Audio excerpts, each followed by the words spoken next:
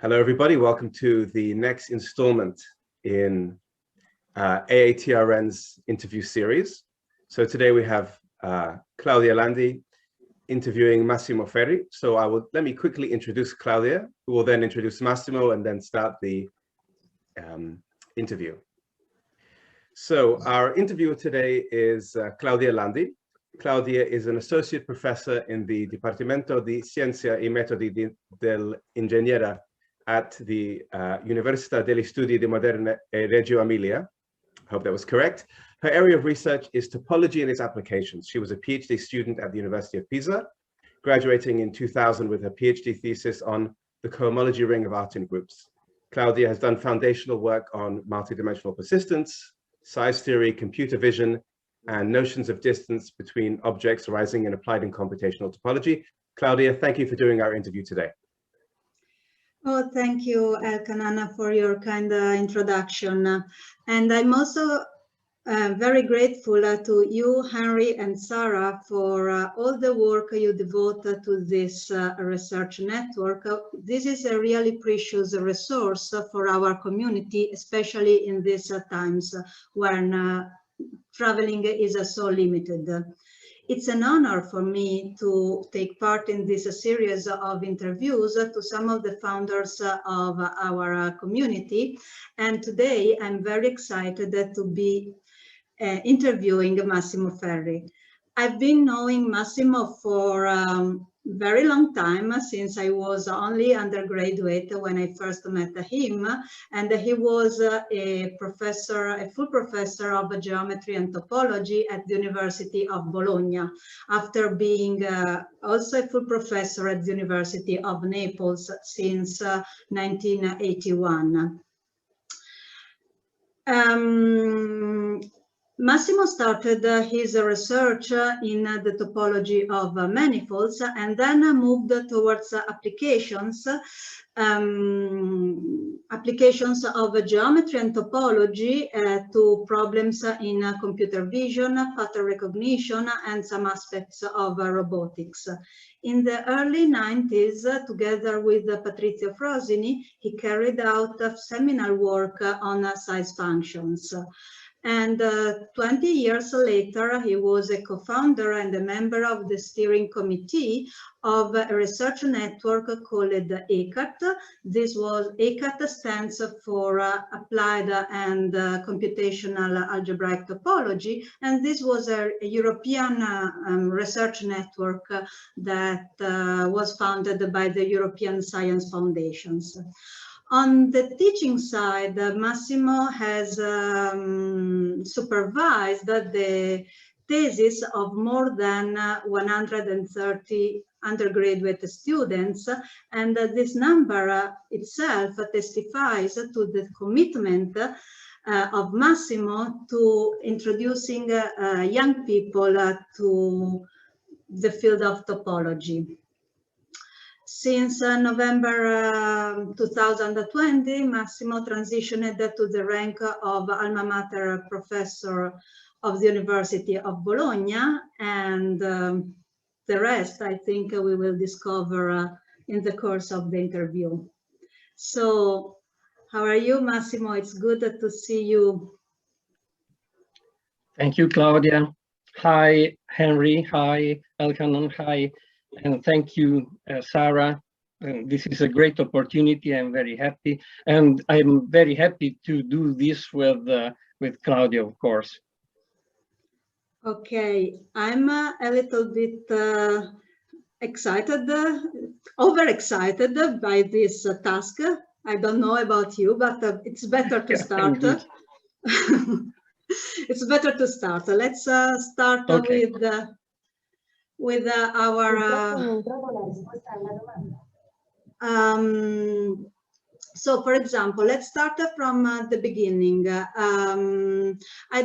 Something I'm curious about is when did you first meet topology, and what was in it that attracted you in the first place? When I was at high school, I thought I would study physics, actually. And there was serendipity, we would say.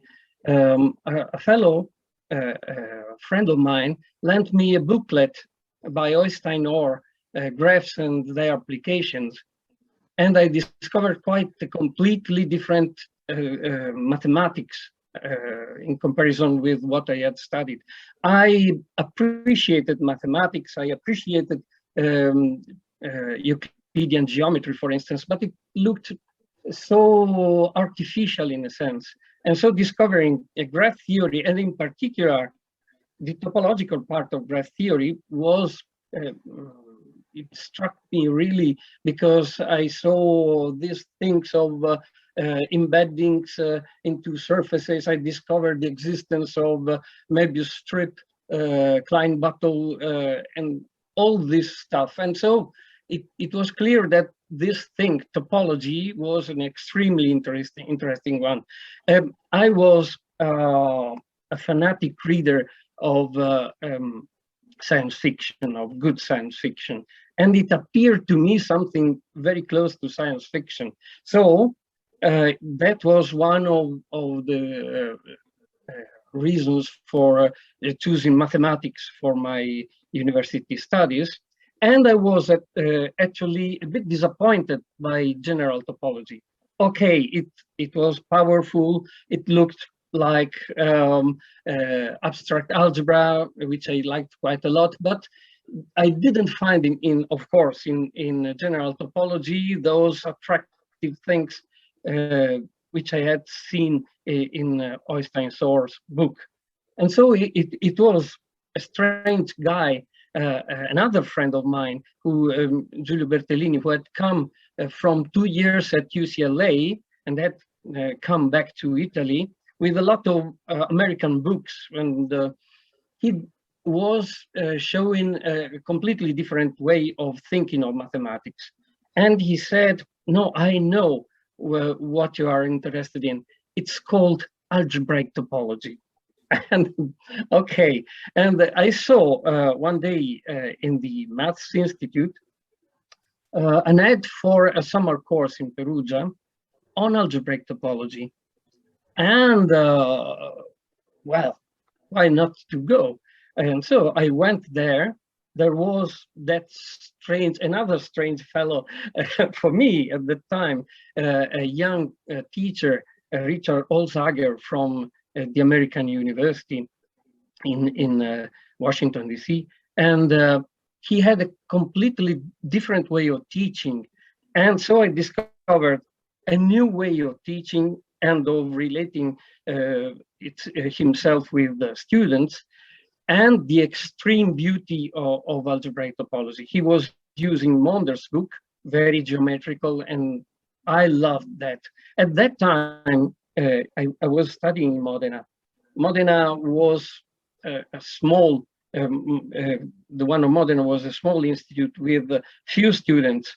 There was no course on algebraic topology. So when I came back from that summer course, I asked somebody of my teachers, is it possible to have a complete course on algebraic topology? And they said, well, okay, there is Mario Pezzana working on algebraic topology, manifold topology, ask him.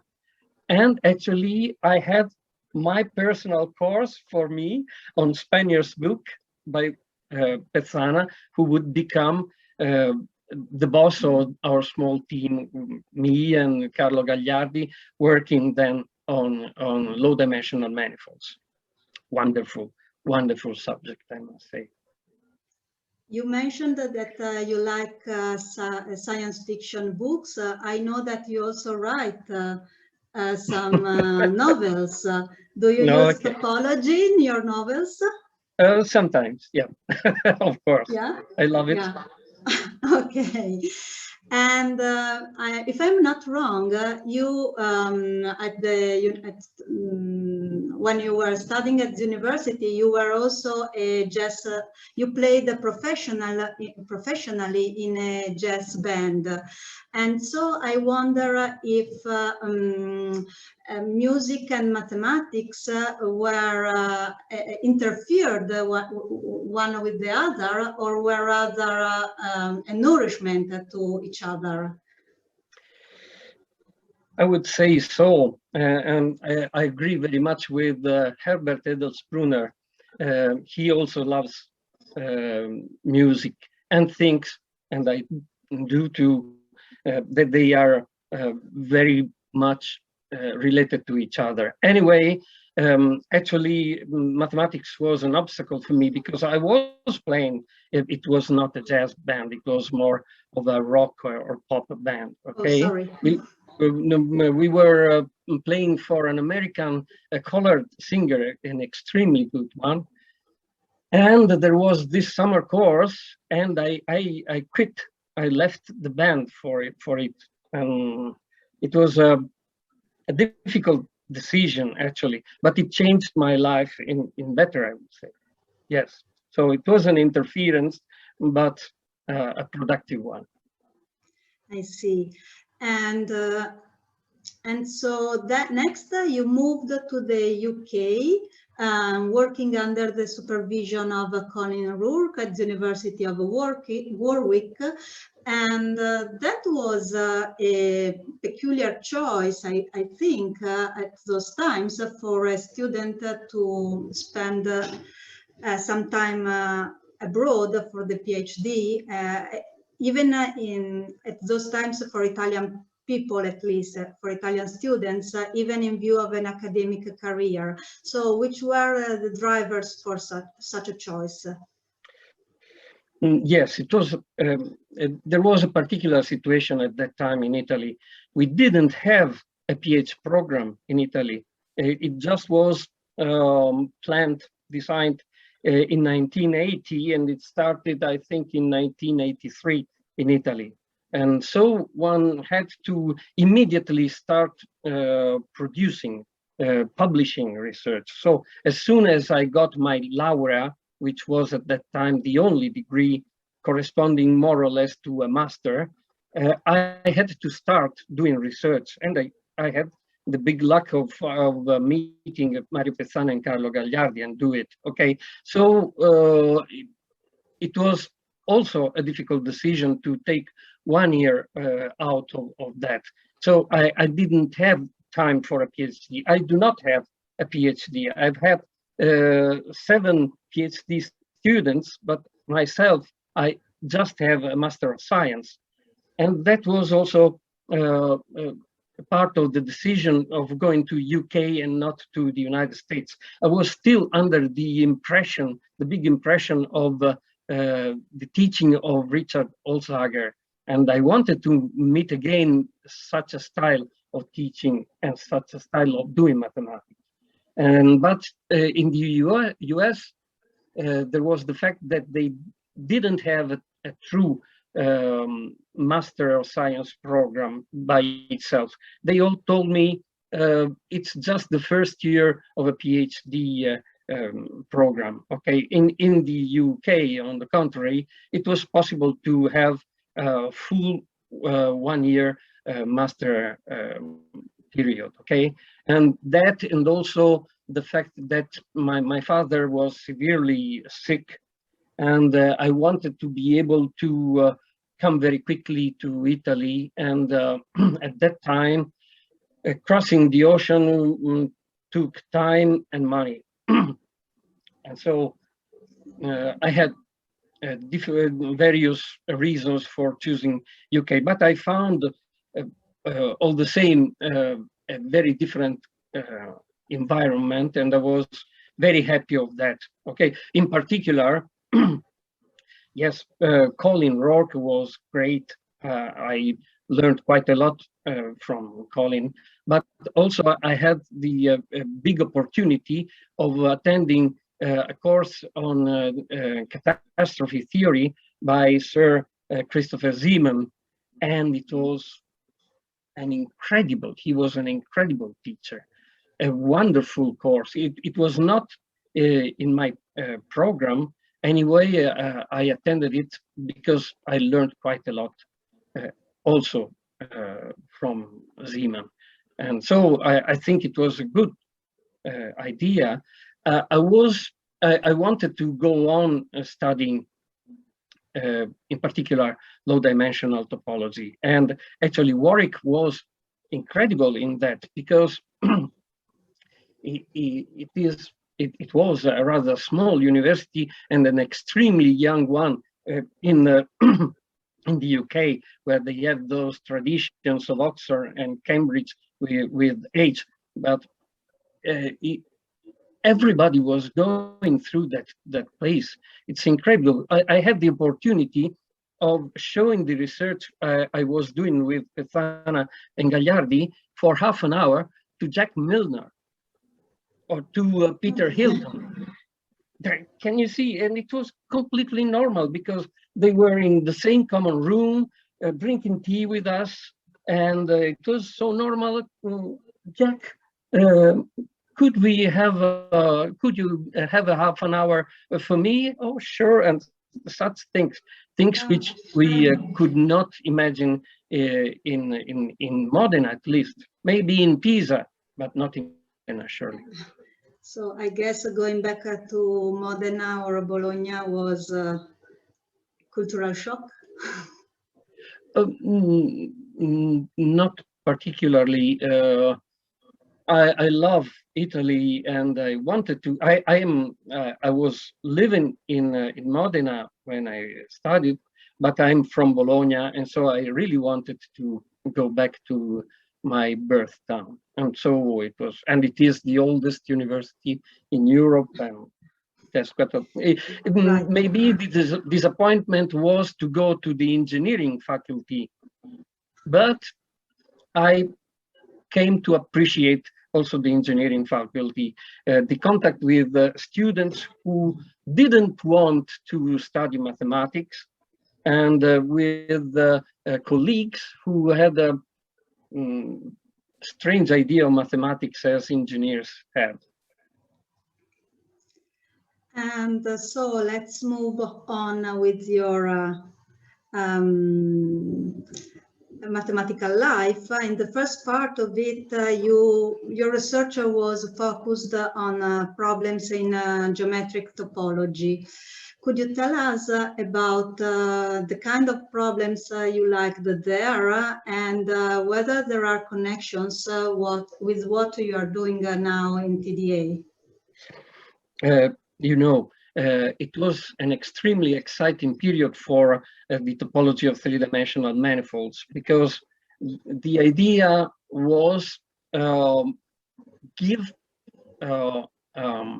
a practical representation of three manifold. And so there were quite a lot of different schools, framed links, Hager diagrams, of course, engineer Hager splittings,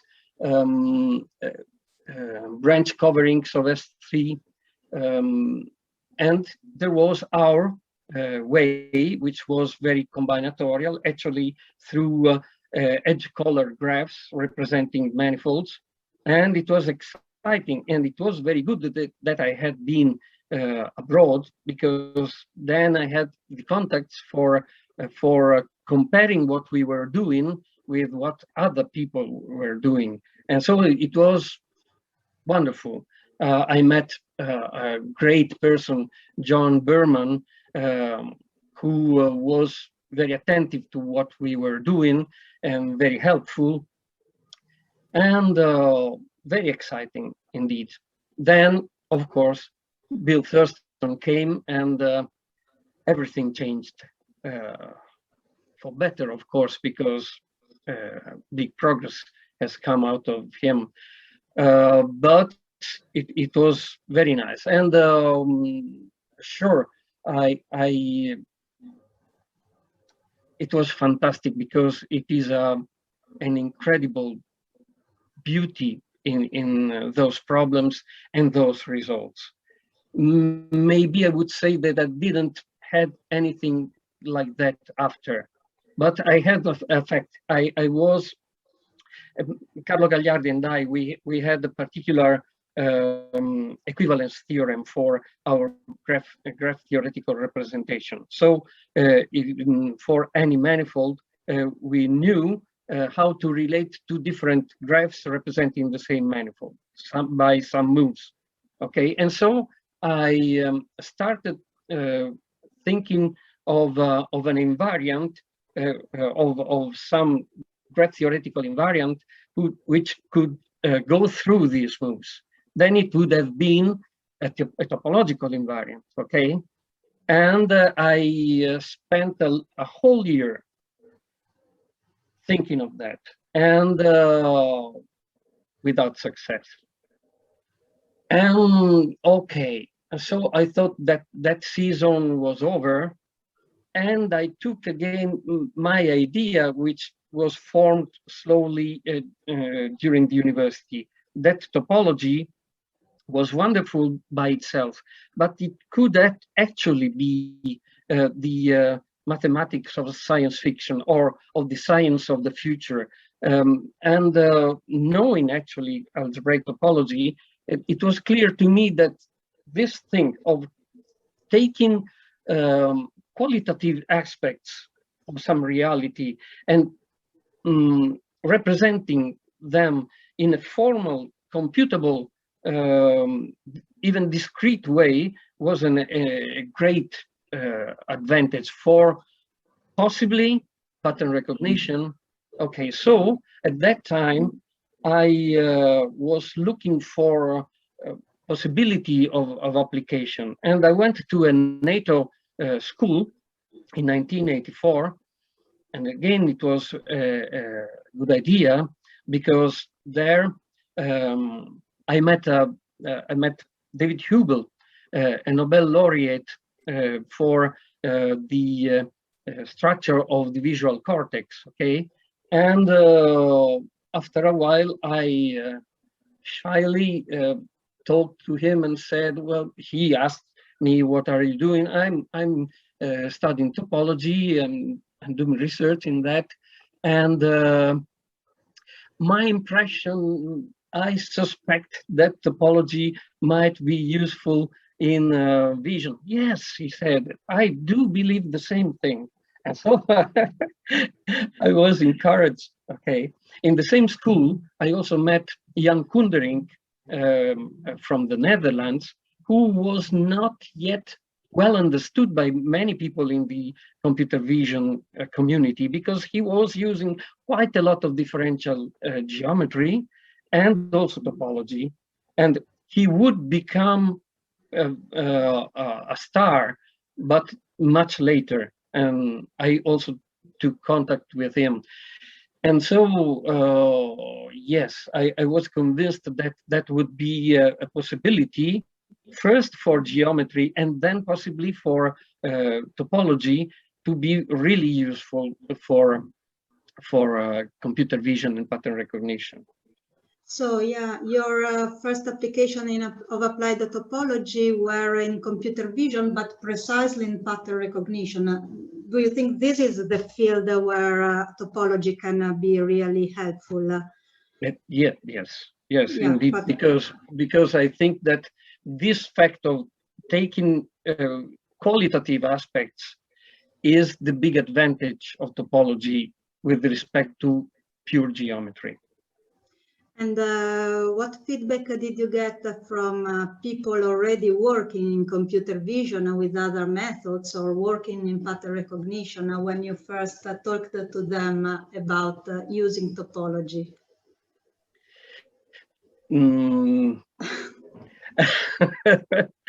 It was difficult to make them accept. So I think a good strategy is to win the esteem by lower level things. So I started with using geometry. Okay, people with whom I had first contact in that same school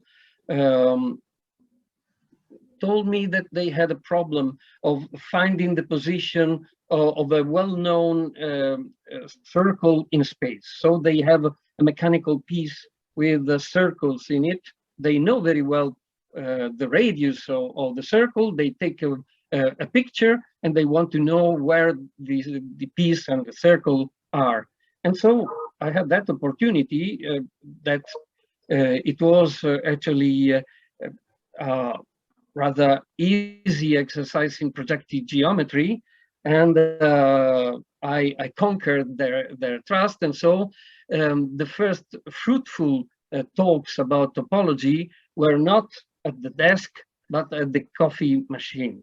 Okay, after working with geometry in a break, I could say, well, you know, topology is so, topology is that. And so it was possible to open towards that. And actually, that work for circles was with an industry, Elsac Bailey in Sestri Ponente, Genova, and they were the first to give us grants, two grants for. We had Sara Lazzarini and Francesco Domenicucci, who were the first to write code for us. I can program, but I'm a real chicken at programming, and so we needed people doing writing code for us, and it was possible because of that collaboration with engineers. Okay, and slowly they also accepted that there was the possibility to use topology. Okay, after the vending machine, we also could come back to the desktop and use topology.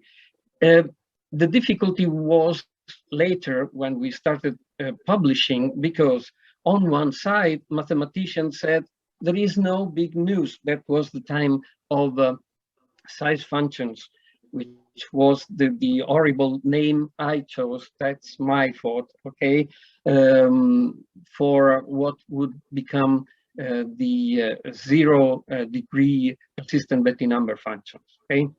And it was difficult to make mathematical people accept that as a progress, because actually there was no big, terribly deep mathematics in it.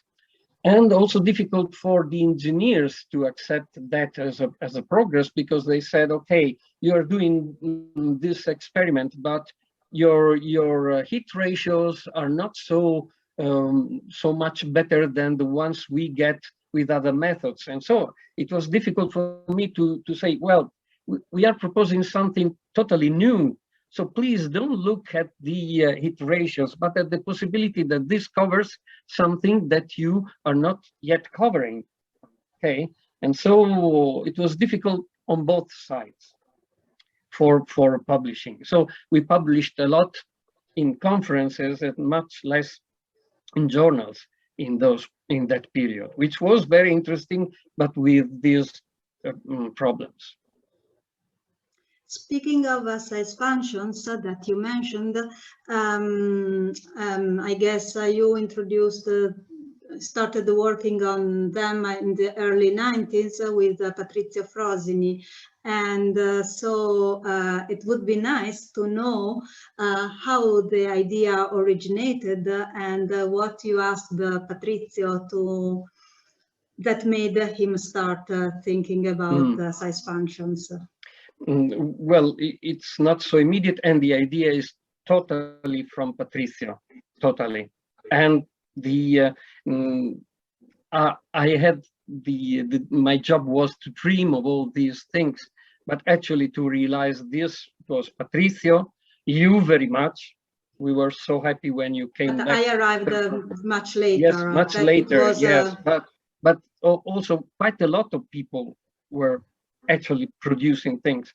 I think of Francesca Cagliari with her help for categories, Aldo Bruccale, Michele D'Amico, Alberto Lovato leading our spin-off, Pietro Donatini, Daniela Giorgi, who's now with the National Research Council, Andrea Cerri, Barbara Di Fabio, for whom I was never able to do anything as their careers, unfortunately. Well, as for size functions, it came from something completely different. I was already teaching algebraic topology, and I was already very much interested in computer vision, pattern recognition. And so my dream was actually to blend the two things. And I remember one day going to the Institute for a lecture on, I don't remember whether it was homology or a fundamental group. And I was thinking, okay, I must say that it captures the idea of shape, but it's not really so. I was thinking in the sense, just a moment. If I take something like this, of course, its boundary is topologically a sphere, and so its fundamental group is trivial. Its 1 degree, first degree homology is trivial, but actually I can hang this because you have this thing here, and so I was thinking I would like to modify what we have in algebraic topology in order to take into account that here I can have a loop, and of course I can make it homotopize it, deform it to the constant loop. But first I have to make it larger in order to then shrink it. Okay, and so I would like to modify, to adapt the theory in order to take into account also this. And the idea was, but it's easy to see that you actually get an equivalence relation if you say I take loops which are homotopical, but which during that homotopy don't get longer than a certain level V. And so I thought, well, but I was never able to find an algebraic structure. When Patricia, who had attended my course in algebraic topology for the PhD program in Florence, came and asked for a thesis, the first PhD thesis I was given, I offered him a problem in my old life, the one of graph theoretical representation of manifolds. Another possibility for a combinatorial problem in structured light, computer vision. And then I said, I have also this problem, I can't get anything out of it, but I suggest you don't take this because I'm thinking of it since long without any success. Of course, he chose this. And he came with something which was absolutely not what I was asking for, what I was looking for.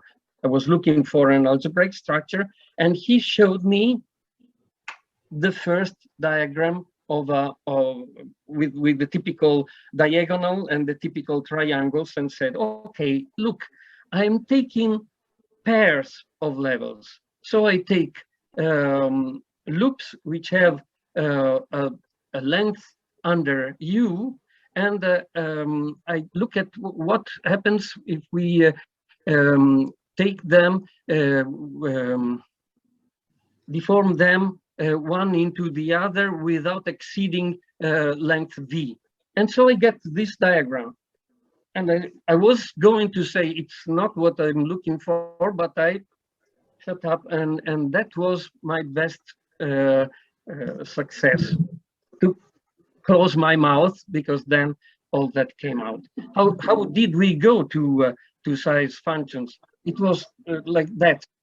It was for a PhD thesis in mathematics, so it had to be broad, and so we extended it to the same idea with area for a two-sphere, okay, instead of length of loops on all dimensions. And we had to deal with S0 also.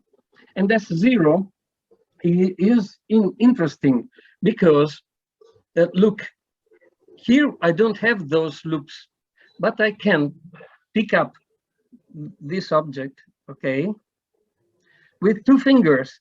And if I want to free it, I must take my fingers apart. And so I have the same idea for pairs for S0, taking what?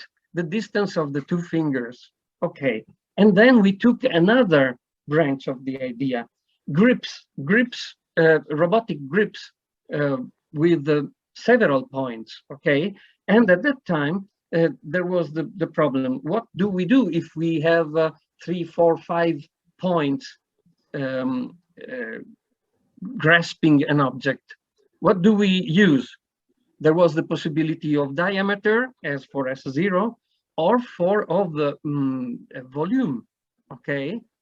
And so Patricia did it and said, well, okay, do you know, volume and diameter work well, but actually any continuous functions works. Oh, okay, put it like that, but put also a remark saying that actually just volume and distance are relevant for applications. Then when we talked with Alessandro Verri in Genova, interested in computer vision, he said, is that true that you can use any continuous function? And we said, yeah, sure. And then he started putting, we called them measuring functions. Now they are called filtering functions of very different types on the objects of his interest, okay, on single points. And so everything started that way.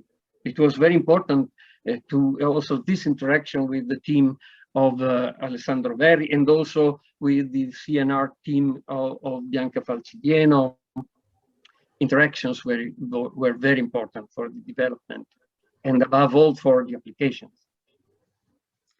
So your first PhD student, Patrizio, came from the course you taught on algebraic topology, and you are still teaching algebraic topology at the University of Bologna, or at least you were until last year. Until last year, yeah. Okay, but my question is, have you introduced, in the meantime, at TDA, topological data analysis or applied topology, they have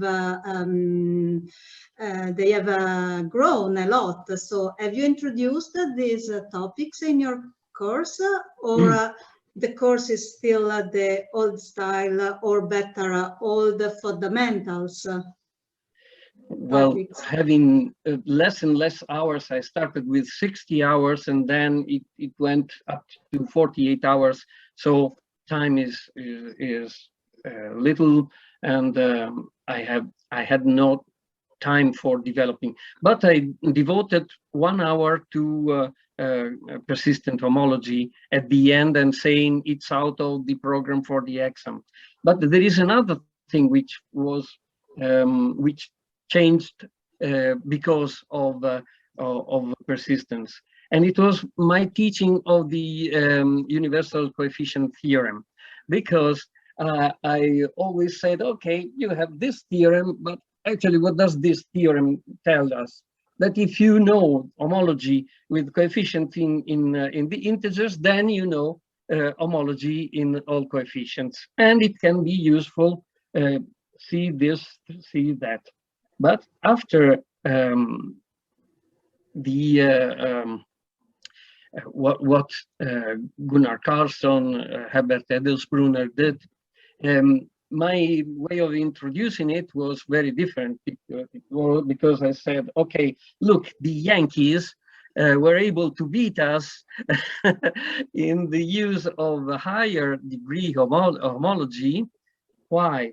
Because we, with Francesca Cagliari, we had already seen that that size functions were just a part of a homological construction, okay? But willing to use just integer coefficients, we were stuck with torsion. Instead, what did the Yankees do? They used immediately coefficients in a field. So everything was linear functions, vector spaces, and it was actually what was needed for the immediate applications. Now, I mean, Patel is going towards the use also of torsion, and it is not even the first. And so it will be possible to do with the persistence much more complicated and deep things. But at that time, using just coefficients in a field was a big advantage. And so my way of introducing the universal coefficient theorem changed after that. And you have interacted a lot with the scientists outside the mathematics, especially for applications and, for example, medical researchers. What are your suggestions about how to interact with people outside mathematics, but not engineers that are kind of relative of ours, but the people are really from other fields? Now, there is a difference between the interaction with medical doctors and engineers. Engineers can understand you better, but they start by thinking that they already have the formalization of the problem. And so they don't think that there is a possibility of formalizing problems in other ways beyond what they have learned at the university, generally, with many, many exceptions. With medical doctors, it's much more difficult, actually, because they don't have really an idea of what mathematics can do or what mathematics is. And so one needs particular people to talk to, and much patience and understanding what their needs are. Okay, I remember in the interview of Herbert at the Gruner that he was saying more or less this thing, that it's not possible to go there and say, here are my tools which are so important for your research. It's a matter of understanding what they need and see whether you can translate those problems into something which can be formalized in our way, with our language, with our tools. Okay, so patience and putting together this mutual trust, mutual esteem, and well, communication in a deep sense.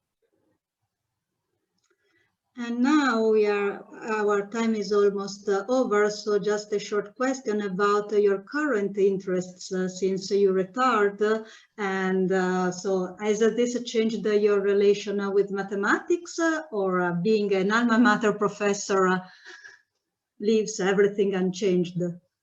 Oh no, it has changed, not my relation with mathematics, but with mathematicians and with university professors. I don't have the troubles I used to have up to October 31st. And the terrible things, I don't think it's limited to Bologna University, not to Italian University. I think that in all departments you have terrible human troubles, and so now I'm working much better, and what I'm working at now is an extension of persistence, which is a bit controversial, but we believe very much in it. Working at it with Mattia Bergomi and with my current PhD student Alessandro Mella. And I think it is very, very interesting. We are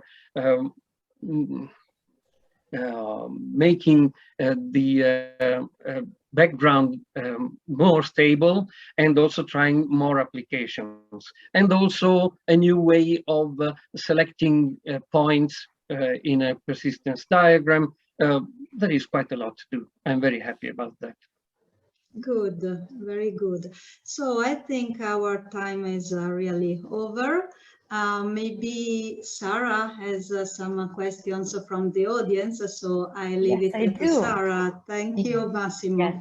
Thank you so much. Thank you. Yeah, so let's go to questions. At the very beginning of the interview, you compared topology to science fiction. Can you say more about why? I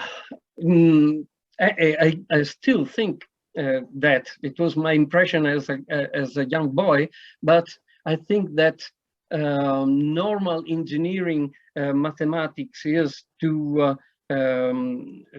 current technology as topology will be with the technology in 20 or 30 years, because of this thing of its possibility of catching quality.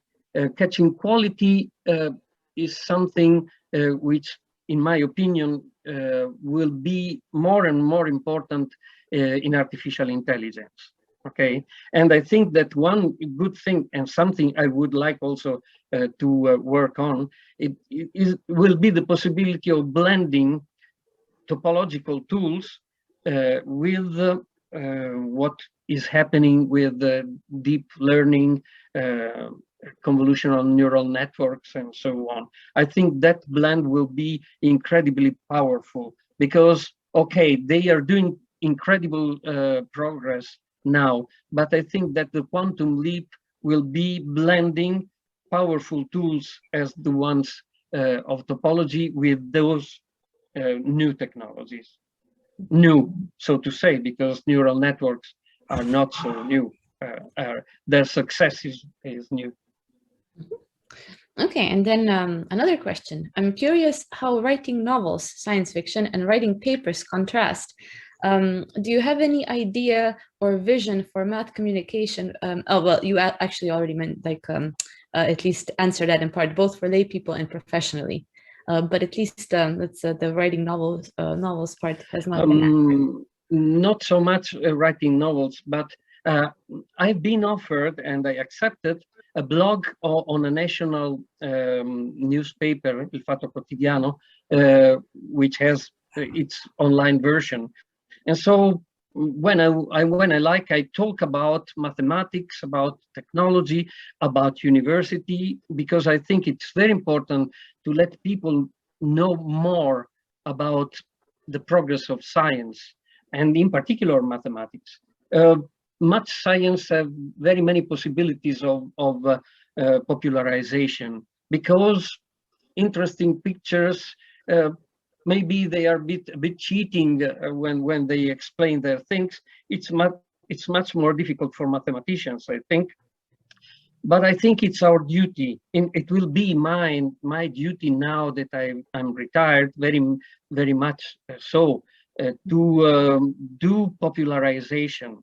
If the layman does not know what is going on, it's difficult to have all the chain up to funding, up to general acceptation, up to the fact that people go to mathematics instead of engineering. There is this terrible thing of that teachers say, "Oh, guy, you like mathematics, you are good in mathematics, go to engineering." Why to engineering? Come to us, come to mathematics. And this can be changed also by communication with the broad audience. And so in that, I'm trying to express my literary possibilities with my blog. Yeah, and I promise now it's just the last question about your novels. What are some of the titles of your novels, if you're willing to share? Oh, there is one which was published and also translated into English, which is Symphonical Theorem. Very good, so that we can order it. Okay, so then the next questions are more about teaching and research. So one question is, I have learned quite a bit from reading your work. What is your advice teaching in general and for teaching applied algebraic topology? Applied algebraic topology in general, applications. I see Claudia mentioned that I have had quite a lot of dissertations, master theses, okay, at mathematics. Even if there are many more students who took their thesis with me than people in my course at mathematics, the algebraic topology course. Why? Because the news spread that I was mixing mathematics with applications. And even if somebody loves theory by itself, to see that there is a window, at least a window towards the exterior, external world, a concrete problems, concrete world, is good for mathematics students. Okay, and also, of course, much more for engineering students to help them sometimes with the small applications and to see that, think of a first-year student who sees eigenvalues and eigenvectors. Why should I do such things? To show them at least for half an hour applications of these things in the real world, in the Google rank that they use every day, I think is important. So not much, not to put the applications as the ground to the study of mathematics, but sometimes to comfort people saying, okay, this thing is really important in reality, in immediate applications. I think it is important. Mm-hmm. And then, so you had numerous outstanding students. How has attracting students to TDA changed during the last 3 decades? There is always the problem that TDA in Italy, at least, is not good for careers. Mm-hmm. Patrizio and Claudia would deserve full professorship since long, and I've not been able to help them in that. So there is still much skepticism towards applications, and we have a particularly conservative and I would say snob community in the geometry part of mathematics in Italy. It's different in analysis, much more different in mathematical physics, and of course in numerical analysis, where applications are well considered, but not in geometry and algebra so far.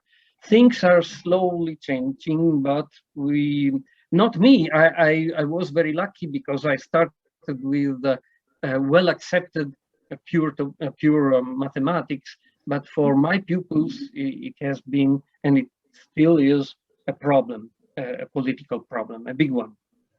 Mm-hmm. And then, so what are some current research directions in applied topology that are particularly exciting for you? Particularly? Exciting, current research directions. Okay. And related to that, sort of what are the big open questions in applied topology today? Oh, yes. I think that multidimensional persistence is still a field to be explored, and where many jewels are still to be found. And also maybe I think that persistence is just one step towards applications of algebraic topology. Okay, I also like some directions which are not particularly applied, like the ones of Aniceto Murillo and Francisco Belchi, using messy products in persistence, for instance. So using more sophisticated parts of algebraic topology in persistence. That is also exciting, I guess. Okay, so we have one last question. Well, unless there are more, what is the biggest success of applied topology? The biggest success of applied topology, I can say the one which strikes me very much, a result by Carson and others, finding that if you look for patches of high contrast in the world of small patches of an image, they build a Klein bottle. I think this is pure music. I think that is a wonderful result. Great. So I don't see any questions. So if I'm going to wait maybe for like a couple more seconds if somebody is typing. It doesn't seem to be the case, though. So in that case, thank you so much. And I'm going to let Elkanan finish the interview. Thank you, Sarah. Thank you, Sarah. Thank you, Claudia. Thank you, Massimo. And it's been wonderful. This is wrapping up our first series of interviews, and we have more interviews planned for 2021 and 2022, and hopefully that information will come to you soon. And thank you for your questions.